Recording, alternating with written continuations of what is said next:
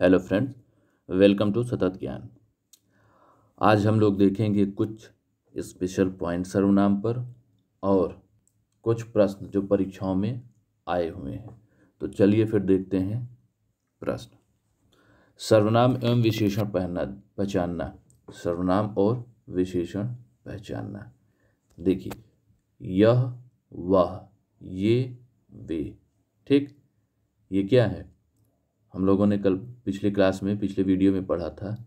यह, वह, ये, वे, ये सर्वनाम होते हैं निश्चयवाचक सर्वनाम। यह और ये निश्चयवाचक में निकटवर्ती होता है। वह और वे ये निश्चयवाचक में दूरवर्ती होते हैं। कोई, कुछ, ये अनिश्चयवाचक सर्वनाम होता है। जो, सो, ये क्या होता है? संबंधवाचक सर्वनाम होता है। ये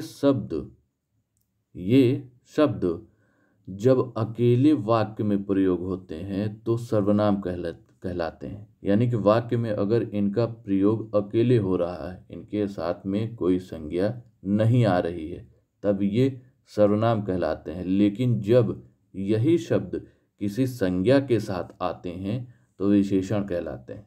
ठीक, जब अकेले प्रयोग होते हैं, इनके साथ संज्ञा शब्द का प्रयोग नहीं किया जाता है, तो यही शब्द कौन से? यह, वह, ये, वे, कोई, कुछ, जो, सो, ये शब्द सर्वनाम के रूप में प्रयोग होते हैं। लेकिन जब यही शब्द किसी वाक्य में शब्द संज्ञा के साथ में प्रयोग किए जाते हैं तो इन्हें हम विशेषण कहते हैं। देखिए, विशेषण क्या होता है? ये एक अलग ही चैप्टर है, विशेषण विशेष। तो हम लोग पढ़ेंगे इनके बारे में, लेकिन अभी मैं आपको थोड़ा बता देता हूँ कि विशेषण क्या होते हैं और विशेष क्या होते हैं। देखिए, जिसकी विशेषता बताई जाए उसे विशेष कहते हैं।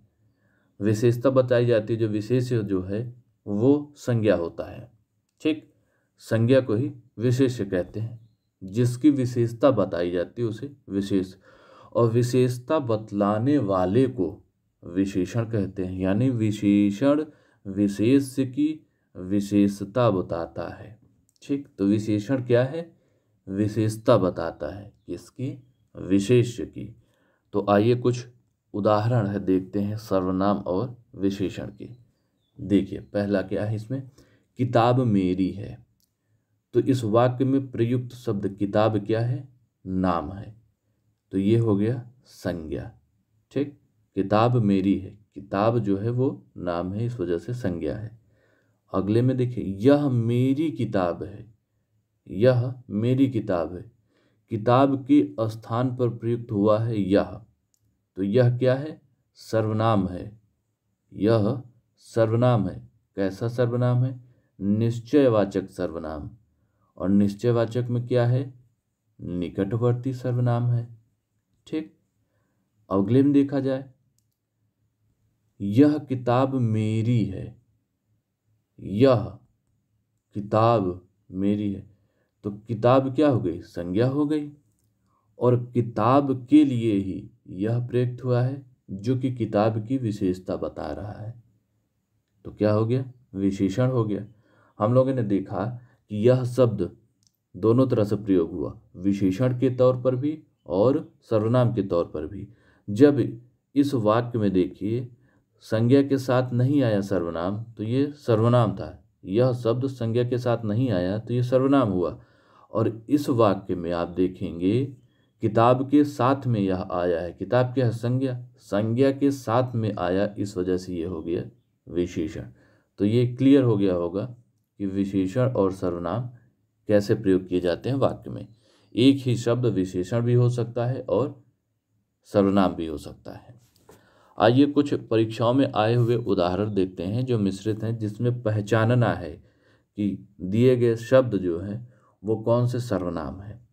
ठीक, पहला उदाहरण है, वह बहुत अच्छा लड़का है। इस वाक्य में प्रयुक्त शब्द वह, ये क्या है? सर्वनाम है। कौन सा सर्वनाम है? निश्चयवाचक सर्वनाम है कि वह लड़का, लड़के के बारे में ही बताया जा रहा है, ये पता है वह, इसलिए निश्चयवाचक है। कौन सा निश्चयवाचक है? निकटवर्ती है या दूरवर्ती? तो वह दूर की चीज़ बात की जा रही, तो वह दूरवर्ती। हम लोगों ने पढ़ा था यह ये निकटवर्ती होते हैं, वह वे दूरवर्ती होते हैं। ठीक, तो यहाँ पर वह शब्द सर्वनाम के तौर पर प्रयोग हुआ है जो कि निश्चयवाचक सर्वनाम है, और निश्चयवाचक सर्वनाम में दूरवर्ती।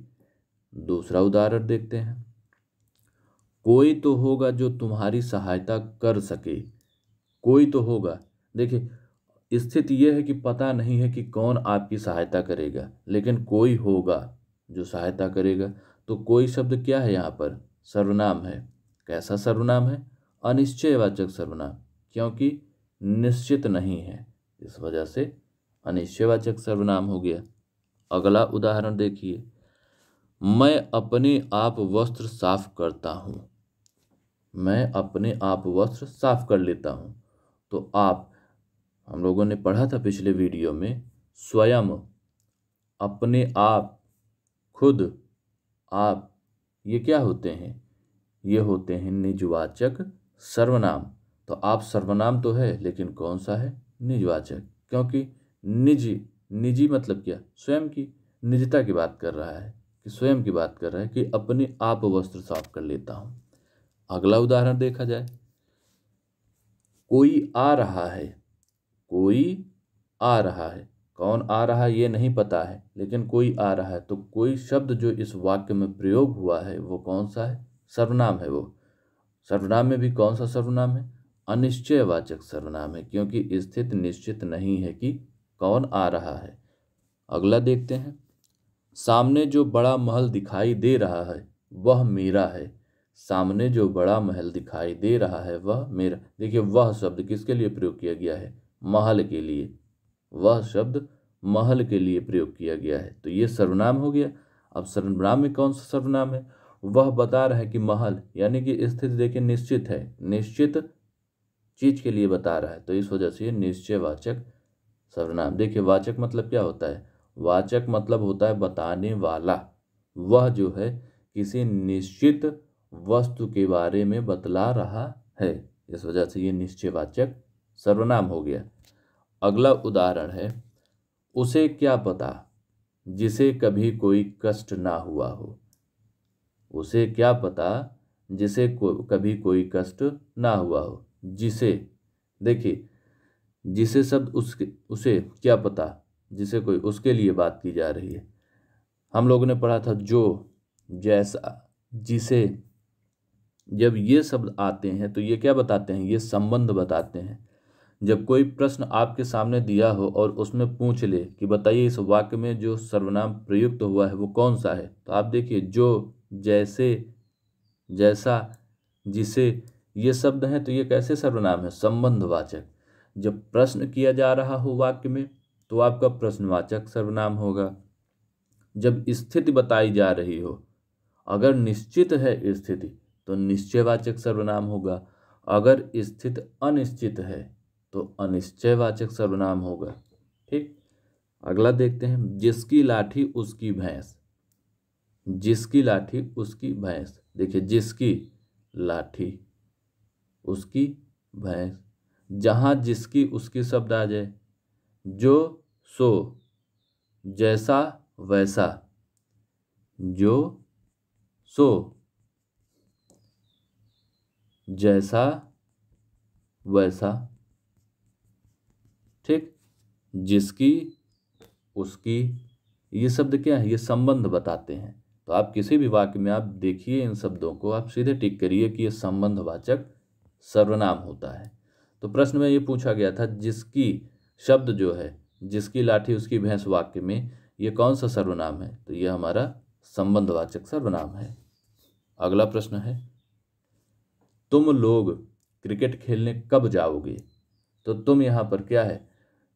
लोगों के बारे में, तुम लोग, यानी कि देखिए बहुवचन का प्रयोग हो गया। तुम लोग क्रिकेट खेलने कब जाओगी, तो ये क्या है? तुम सर्वनाम है। कैसा सर्वनाम है? पुरुषवाचक सर्वनाम है, और पुरुषवाचक में मध्यम पुरुष सर्वनाम है। देखिए हम लोगों ने पढ़ा था पिछले वीडियो में कि पुरुषवाचक सर्वनाम 3 प्रकार के होते हैं। पहला होता है उत्तम पुरुष। कौन सा? उत्तम पुरुष। दूसरा होता है मध्यम पुरुष। कौन सा? मध्यम पुरुष। तीसरा होता है अन्य पुरुष। हम लोगों ने बात किया था स्वामी विवेकानंद और आचार्य कौटिल्य के बारे में कि यदि मैं आपसे स्वामी विवेकानंद के बारे में बताऊं तो हम जो शब्द प्रयोग होगा ये उत्तम पुरुष के लिए होगा। तुम, आप, ये शब्द यानी जो आप सुन रहे हो, जिससे जो बता रहा है वो उत्तम पुरुष, जिसको बता रहा है वो मध्यम पुरुष, जिसके बारे में बता रहा है वह अन्य पुरुष। ठीक है, तो यहाँ तुम लोग क्रिकेट खेलने कब जाओगे तो बताया जा रहा है, तो यहाँ पर क्या हो जाएगा? जो बता रहा है उत्तम पुरुष, जिसको बता रहा है, तो जिसको बता रहा है तुम, आप, ये क्या हो गया? ये सर्वनाम है और उसमें भी पुरुषवाचक में भी मध्यम पुरुष सर्वनाम है।